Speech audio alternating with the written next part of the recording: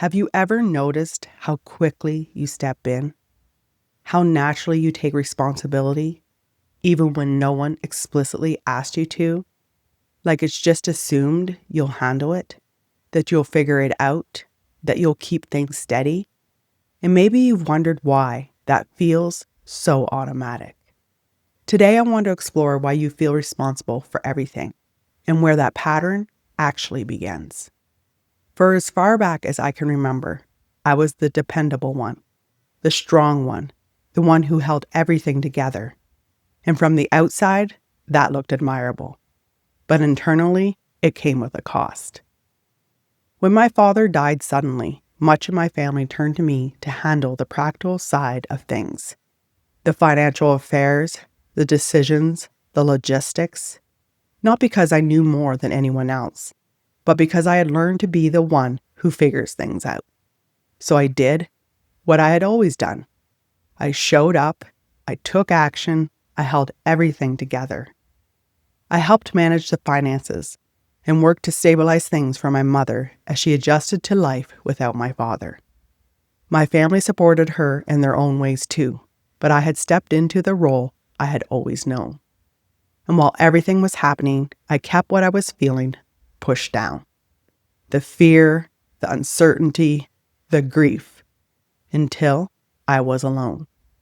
Several weeks later, I remember sitting in a bathtub. Everything had been handled, the finances, the decisions, the logistics. Everyone had gone back to their lives. And for the first time, there was nothing left for me to manage. And in the quiet moment, everything I had been holding finally surfaced. The anxiety, the exhaustion, the weight of it all. Often it's in the quiet that we finally feel what we've been carrying. And that's when I began to see it clearly. It wasn't just that I was strong. I felt responsible for everything. And somewhere along the way, that responsibility stopped being a choice. It became who I believed I was expected to be. And I want to say something here. A large part of my work is creating space for the deeper conversations, the ones many of us don't grow up having. Because for many people, especially within families, it hasn't always felt emotionally safe to talk about what we're really experiencing. To say when something hurts, to name what we're struggling with, to speak honestly about the patterns that shape our lives. And sometimes, even as adults, those conversations can still feel difficult to approach. The old dynamics are still there. The old roles are still there. But I've also seen what happens when that safety exists. When my daughter was a teenager, she had this habit of walking into the bathroom while I was taking a bath, flipping down the toilet seat and just sitting there talking to me. I'd be scrambling to cover up, and she would just start sharing whatever was on her mind. What she was thinking, what she was feeling, what she was trying to figure out. And those conversations didn't stop when she became an adult. Even now, she still seeks me out to talk, to share what she's navigating, to tell us what she needs from her dad and me in order to feel supported. And that kind of openness didn't happen by accident. I was very intentional about creating that safety in our home because I understood the opposite too well. I knew what it felt like when certain things couldn't be said, so I chose to build something different. A home where honesty was welcome, where feelings weren't punished or dismissed. It wasn't always perfect, but I tried my best. And when that kind of safety exists, closeness tends to naturally follow. So many people end up carrying these things quietly for years. That's a large part of what this space is about. Bringing light to the harder parts of being human, the things families and relationships sometimes avoid talking about. And I want to be clear about something. So much of what I talk about here isn't about blame. Because blame keeps us anchored to the past, and our power lives in the present. In what we choose to see, understand, and do differently now. Because understanding these patterns is where real growth begins and where healing often starts. One of the most common patterns I see, and one I've known very well myself, is the identity of being the strong one, the responsible one, the one who holds everything together, and that's where I want to begin. At some point, strength stopped being a capacity. It stopped being something you used when needed, and it became who you believed you had to be. Being strong was rewarded. You were praised for handling things, for not overreacting, for staying steady, for being mature, and maybe being emotional wasn't met the same way. Maybe it made people uncomfortable. Maybe it was dismissed. Maybe it simply wasn't safe.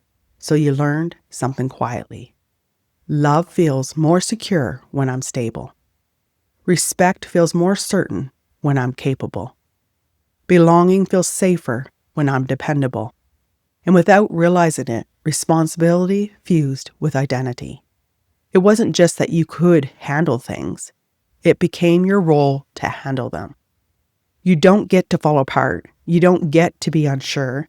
You don't get to not know. Because if you do, who holds it together? And I see this pattern especially with women. So many women I know have learned that if they don't take charge of life, everything falls apart. They've learned that no one is coming to rescue them, so they become incredibly capable. They manage, they solve problems, they carry more than their share. And over time, they begin operating from a very rigid place of strength. Hyper-independence, always in charge, always holding things together. And I know this pattern well in my own life. For a long time, I operated exactly this way. Because when life teaches you that everything depends on you, strength stops being a choice. It becomes survival. And something else begins to happen. No one even has to ask anymore. You participate, you manage, you step in automatically.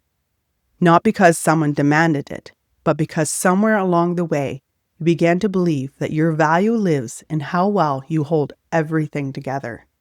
And when that belief takes root, even your own needs begin to feel secondary.